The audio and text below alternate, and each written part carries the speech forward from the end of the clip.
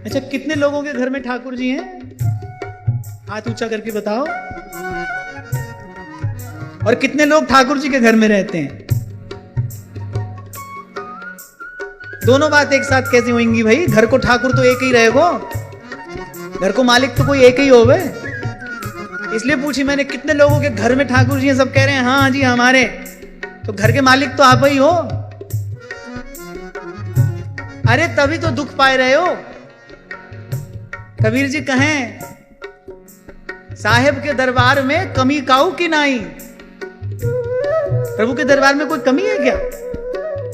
बोले साहेब के दरबार में कमी काऊ की नाई, बंदा मौज ना ले वही चूक चाकरी माई। चाकरी में चूक हो रही है, तो अब से हो सके तो ये भूल सुधार लेना। आपके घर में ठाकुर जी नहीं, ये ठाकुर जी के घर में आप रहते हो। अच्छा, इसमें अपना फायदा ही फायदा है। 5 नहीं 20 उंगली घी में है इसमें। पूछो कैसे? अब घर ठाकुर जी का, आप घर की साफ सफाई कर रहे हो, तो आप किसके घर की साफ सफाई कर रहे हो? अब अपने घर की साफ सफाई करते करते आदमी खुद ही साफ हो जाता है। एक दिन मिले कहा है, कछु भी ना है, गारी और पड़े यहां पे। का कियो तुमने जीवन भर? ये सब तो हमने बनाए हुए। अच्छा देखो, प्रत्येक व्यक्ति कह रहा है ये सब हमने बनाया है। ठाकुर जी कह रहे भाई फिर हमने क्या बनाया है? प्रत्येक व्यक्ति कह रहा है देखो ये हमने बनाया है, ये हमने बनाया है। प्रभु सोचते हैं भाई फिर हमने क्या बनाया है? फिर ठाकुर जी कह रहे हैं हाँ भैया हमने तोय बनाए हुए, जो नित्य की हमारी चोरी कर रहे हो। तो अगर ठाकुर जी का घर हुआ तो आपने झाड़ फूक जैसा कार्य भी किया, तो ठाकुर जी के घर की सेवा हुई ना। कोई टूट फूट हो गई, आप मरम्मत करा रहे हो, क्या कर रहे हो? ठाकुर जी के घर की मरम्मत करा रहे हो। आप देखो आपके द्वारा किया जाने वाला एक एक कर्म सेवा हो जाएगा कि नहीं? आप सेवक हो गए कि नहीं हो गए? तभी सूरदास जी कह रहे हैं, नंद नंदन कर घर को ठाकुर, नंद नंदन कर घर को ठाकुर, आपुन है रहो चेरो, आपुन है रहो चेरो। और सेवा कभी छोटी बड़ी नहीं होती। हमारे बाबा कहते थे, बोले लाला मंदिर की नाली साफ करना हूं सेवा है, और बोले ठाकुर जी के माथे पे मुकुट पधराना हूं सेवा है। बोले सेवा तो सेवा है, सेवा छोटी बड़ी नहीं होती। जीवन को सेवा मैं बनाने के लिए पहले इस भाव की दृढ़ता हो, मैं सेवक सचराचर रूप राशि भगवंत अस अभिमान जाई जन भोरे, मैं सेवक रघुपति पति मोरे। और एक और बात भी कहकर आगे बढ़ू भाई, इस विषमता से भरे संसार में, माया काल के ग्रास इस संसार में अगर कोई निर्भय रहता है तो भगवान का सेवक निर्भय रहता है। तेरे सेवक को भव किछ नाही, जम न आवे नेड़े। प्रभु का सेवक निर्भय रहता है। जाम्बवान जी से हनुमान जी कह रहे हैं आप उत्सव की तैयारी करो, मैं यूं गया और ये आया। जाम्बवान जी को लगा थोड़े ओवर कॉन्फिडेंस में तो नहीं आ गए। बोलिए सामने 100 योजन का समुद्र है जिसका कोई और छोर दिखाई नहीं पड़ता, आप अभी गए नहीं, अभी तो माता का पता पाया नहीं, आप कह रहे हैं आप उत्सव मनाओ, उत्सव की तैयारी करो, मैं यूं गया और यूं आया। हनुमान जी कह रहे नहीं नहीं मैं नहीं कह रहा हूं ये बात कि मैं ये गया और ये आया, ये बात मैं नहीं कह रहा हूं, ये बात तो श्री रघुनाथ जी का सेवक कह रहा है। बोले मैं असफल हो सकता हूं, श्री रघुनाथ जी का सेवक कैसे असफल होगा? प्रभु का सेवक कैसे असफल हो सकता है भाई? ऐसी प्रभु करत दास पर प्रीति। प्रभु अगर सबसे अधिक प्रेम करते हैं, सर्वाधिक स्नेह अगर प्रभु किसी से करते हैं तो अपने सेवक से ही तो करते हैं। ऐसा स्वामी और कौन होगा भाई? कौन होगा? आपको एक छोटा सा प्रसंग निवेदन करता हूं। सुंदरकांड में जब माता से भेंट हुई पवन पुत्र की, तो माता कहती है दोनों का चरण स्पर्श करना। बाबा मुझे चौपाई स्मरण नहीं आ रही।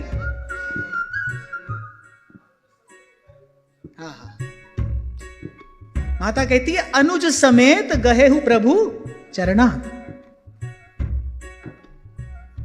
फिर प्रभु का चरण स्पर्श करना और श्री लखनलाल जी का भी चरण स्पर्श करना। माता कहती है मैं जान गई हूं मुझसे प्रभु ने ये दूरी क्यों बनाई है, मुझे प्रभु ने श्री चरणों की सन्निधि से दूर क्यों किया है, मुझसे लखनलाल जी का अपराध हो गया। वो आत्मा है, वो प्रभु की आत्मा है। तत्व प्रेम कर मम अरु तोरा, वो प्रभु की आत्मा है। वो भी प्रभु को इतनी प्रिय नहीं है जितना प्रभु को अपना सेवक प्रिय है। लखनलाल जी का अपराध हो गया मुझसे, मैं जानती हूं, इसीलिए प्रभु ने मुझसे दूरी बना ली है। कुछ प्रभु ने अपने श्री चरणों की सन्निधि से मुझे दूर कर दिया है। इसलिए माता कहती है अनुज समेत गए हूं प्रभु चरना, गए हूं प्रभु चरना। ऐसा स्वामी हो, ऐसा स्वामी यदि हो, कौन होगा भाई जो सेवक नहीं होना चाहेगा? कौन होगा? और जो है उसके लिए गोस्वामी जी कहते हैं अस प्रभु छाण बजही जे आना। अरे बोले तेनर पशु बिन पूछ समाना। ऐसे प्रभु को छोड़कर हमारे ध्रुवदास जी करे ऐसे रसिक किशोर प्रभु और जिन ना भजे चित लाए। अरे पशु पंछी ताको सबे मानत अपनो राय।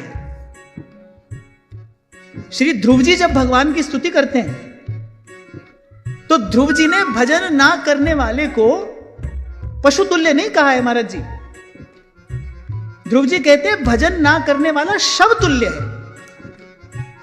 बोले पशु तुल्य नहीं है वो, तो शव तुल्य है। पशु को छूने से आप अपवित्र नहीं होते, पर शव को छूने से आप अपवित्र हो जाते हैं, आपको स्नान करना पड़ता है। बोले जो भजन नहीं करता है वो तो शव तुल्य है। ऐसे ऐसे प्रभु का जो भजन ना करे, अरे ते नर पशु बिन पूछ। कभी कभी कोई केवल देखने में मनुष्य होता है, होने में मनुष्य नहीं होता। मनुष्य में मनुष्यत्व तो हरि के भजन से ही आता है भाई, संत सदगुरु की सेवा से ही आता है। जो मनुष्य में मनुष्यत्व है वो तो इसी सत्संग, सेवा और सुमिरन की त्रिवेणी में अवगाहन करने से ही प्राप्त होता है। जब कबीर कहते हैं ना चूक चाकरी माई, बोले तू तो घर का मालिक है, तू घर का मालिक होकर अपने घर में प्रभु को बैठा कर प्रभु की सेवा कर रहा है। बोले यही तो चूक हो रही है, नहीं तो साहेब के दरबार में कमी काऊ की ना। हम आपको अपनी बात बताएं, कल भी जेब नहीं थी, आज भी नहीं है, काम सभी हो रहे हैं। कुछ लोगों को ऐसा लगता है महाराज के पास कोई दबा हुआ खजाना है। बाबा सच्ची बात बता रहा हूं, एक बार एक ब्रिजवासी आयो तो मैंने ऐसा कही, मैंने कहा चोरे मेरे कान में एक बात पड़ी है, कुछ लोग यहां पर आपस में बतिया रहे, बोले महाराज के पास कोई दबा हुआ खजाना है। अब वो हमारा बड़ा प्रेमी है तो मुख नीचे कर लियो माने। मैंने कहा क्यों, ऐसी बात है का? बोले महाराज जी लगे तो हमको हुए। हम कोई महाराज मैं और की का कहूं, लगे तो महाराज हमको हुए। तो मैंने कहा भैया कन्हैया जाए अपनाए ले, नंद बाबा का सारा खजाना वही कोई है, साहेब के दरबार में कमी काऊ की नाई। आहा अरे बंदा मौज ना ले वही चूक चाकरी माई। वो जो अपने माथे पे आपने स्वामी पने का बोझ धरा है ना, इसलिए सुख नहीं ले पा रहे आप, उसको धरिए।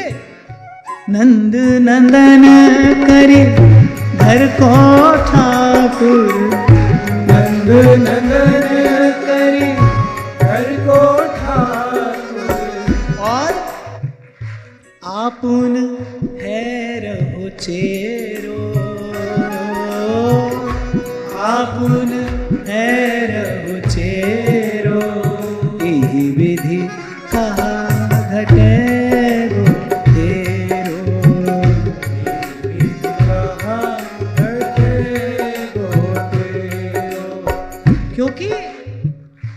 इस भावना में अशुद्धि है।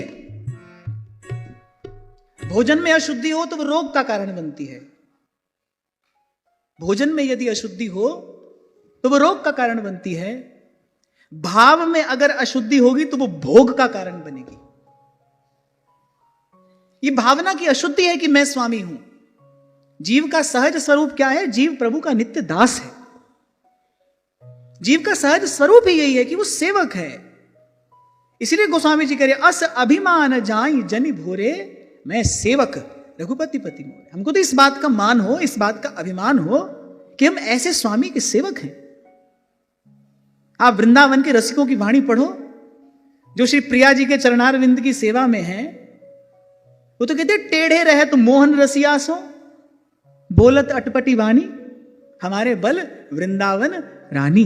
हमारे माई श्यामा जू को राज, अरे जाके अधीन सदाई सांवरो, यहां ब्रिज को सिरताज।